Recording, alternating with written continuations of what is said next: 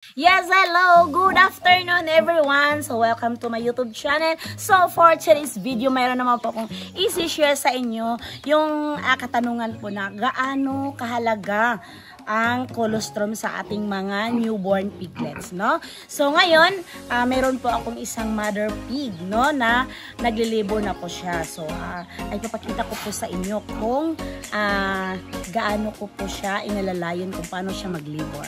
So, please watch. So, ayan po, naglilibor na po ang aking mother pig kasi meron na po siyang gatas na lumabas sa kanyang mga didi, no? So, hinimas-himas po yung kanyang mga didi para mapabilis ang kanyang pag-anak. So, ayan. Lumabas na siya, no? So, una natin gawin habang kapag lumalabas na yung biik ay punasan natin yung kanyang bibig para po siya makahinga. No, yun. So, yun lang po ating gagawin. Paulit-ulit yung basic natin gagawin para makahinga siya. So, yun na po. Tapos na po nanganak na yung aking mother pig, no?